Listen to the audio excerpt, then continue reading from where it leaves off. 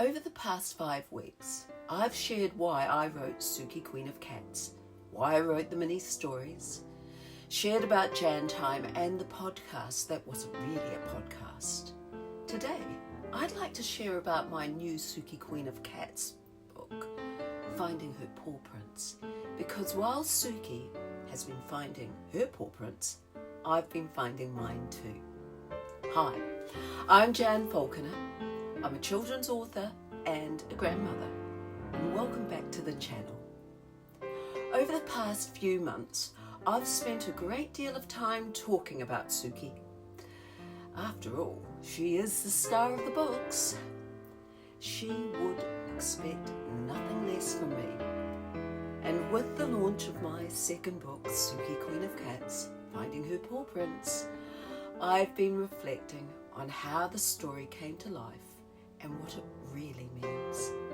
At first glance, it's a story about a cat exploring unfamiliar surroundings. But as often happens with Sukie stories, there's something deeper underneath. Because when I write about Sukie, I often discover I'm writing about people too. The idea for this book came from watching Sukie when we first had her. Like many cats, she's curious but cautious. She'll move forward, pause, look around, assess the situation, and then take another step. Watching her reminded me of something many of us experience whenever life changes. Whether we're starting something new, moving somewhere unfamiliar, changing careers, beginning a project, or stepping into a new season of life, we seldom see the whole path ahead. We take one step, then another, and gradually we begin to find our footing. When I first started writing Sukie stories, I thought I was writing children's books. That was the plan. Write stories, publish them, share them with families. Simple?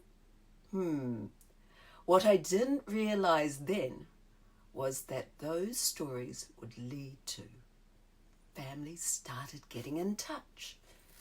Parents, grandparents, aunts and uncles, teachers, readers.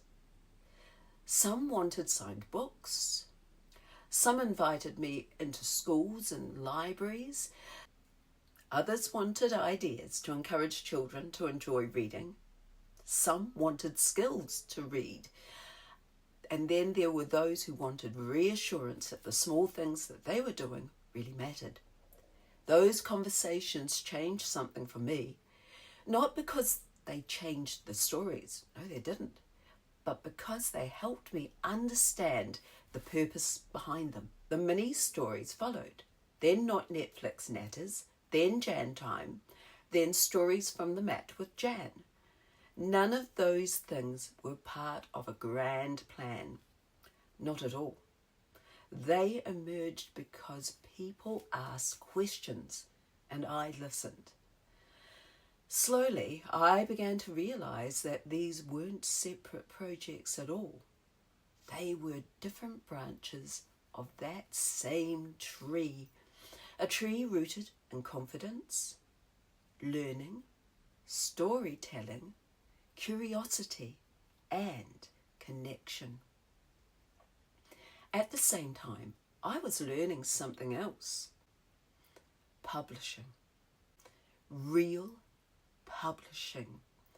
Thanks to Miriam Laundrie Publishing, the first book taught me a great deal.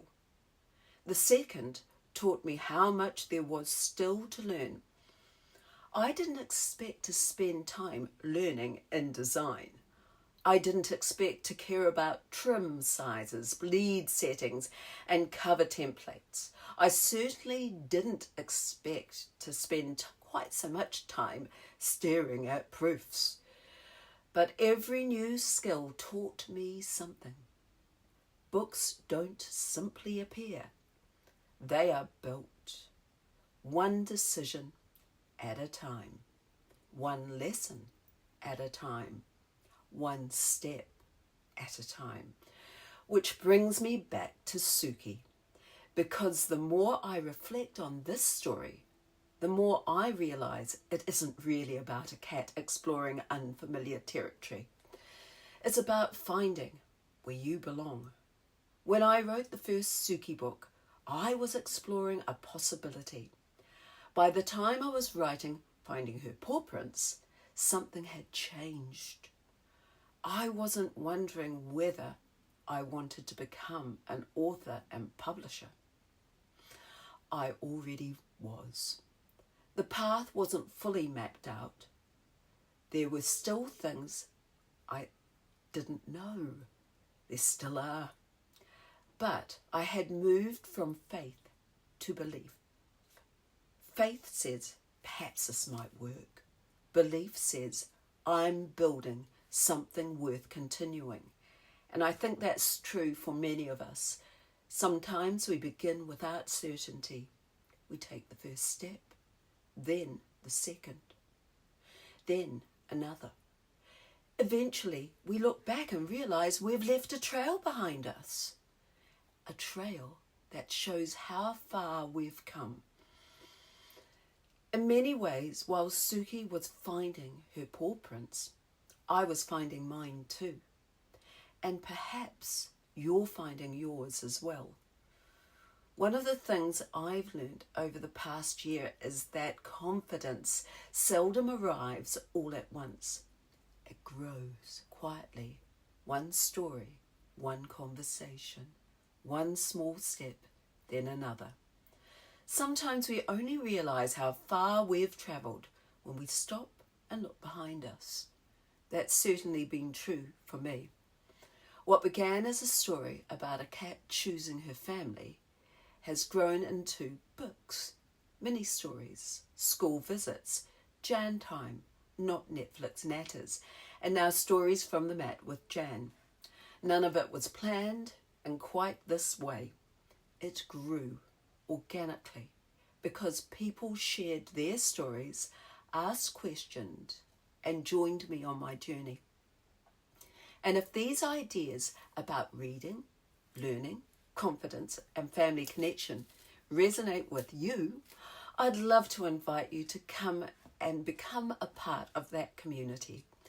Inside the club, you'll find Sukie's adventures, exclusive mini-stories, reading ideas, family resources, updates on new books, and behind-the-scenes looks at everything I'm creating. More importantly, you'll be joining a community of people who believe that small moments matter, that stories matter, that confidence grows one step at a time. And you can join us at janfalconerauthor.com/join the club. You'll find the link in the description below. And before I go, I'd love to hear from you. What new path are you currently exploring? What paw prints are you leaving behind? Leave a comment below because I'd genuinely love to know. If you've enjoyed this video, please like and subscribe. It helps more families discover the channel and it helps me continue creating stories, resources, and conversations that support confident learners. Until the next time, take care, keep learning, and keep following those paw prints.